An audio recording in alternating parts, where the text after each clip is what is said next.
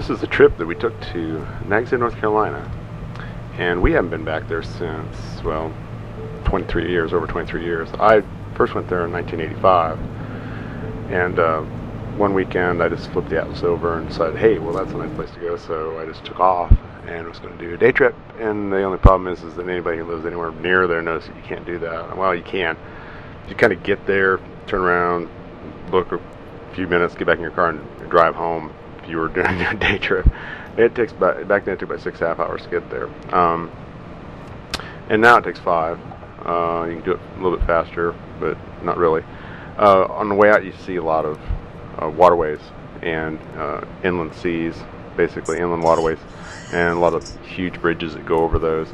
The whole area is basically, they call it Kill Devil Hills and Nags Head, and these are part of the sand dunes where the Wright brothers set up and did their thing, and they run for miles along there. And of course, if you visit there, you have to stop and see Orville and Wilbur's little monument up on top of the 400-foot sand dune. It's not in the original spot. It's kind of moved to the southwest a little bit, about 400 feet. One of the big things that you do when you go out to Nags Head is you can do windsurfing, hang gliding, you can do boogie boards, and kite flying, obviously. And I bought my first kite there 23 years ago. And this area here is kind of the same along the beach edge. But I didn't pan in farther, but you get kind of generic. It's built up now. There's the 4-lane road back here with Burger King and all that. And there's Jane on top of the Kitty Hawk Kite Tower. Kitty Hawk Kites is a kind of a fixture that's been there forever. And I bought my first kite there, as I said, and then you just buy your kite and run across the road. And it's a huge sand dune over there where they do their hang gliding school. Here's somebody, go, look out, look out. He didn't go very far. He just kind of went down the hill and, whoa, jump.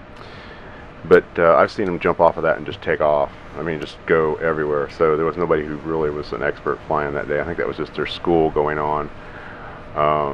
And you have to be careful when you go over there, because this thing tends to shift back and forth. But it's always been right across the road. But if you put, like, something down on the ground, like a thermos or a purse or something, the wind and the sand will cover it in about 5 minutes. You look around, it's gone. You have to go searching for it. So even though the sand blows quite a bit, this fixture has always been there.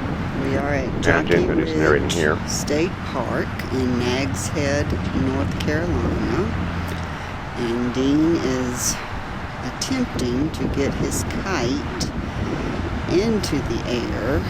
This is a kite that we bought when we were here 20-some years ago with our first ever trip to Nags Head.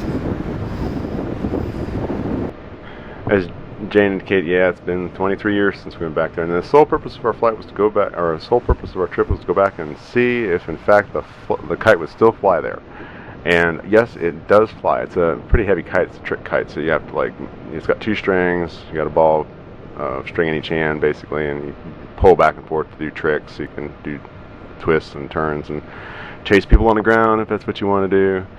Actually a good exercise. You can see you get a lot of arm movement out of that. And down at the beach is a little bit more sandier than the southern beaches, and there's a lot more wildlife on the northern beaches near Nags Head. Constant parade of birds all day long, wave hopping for whatever they can find to scavenge.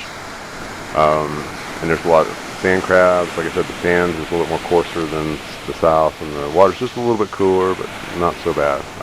You can do surfing. You can also do boogie boarding. Huge waves out there, a lot larger than the south. And dolphins obviously are there for some reason. I remember the first time I saw them, I was like, shark, shark, shark. But that was our trip to Nags Head, and hopefully we'll make it back for 23 years.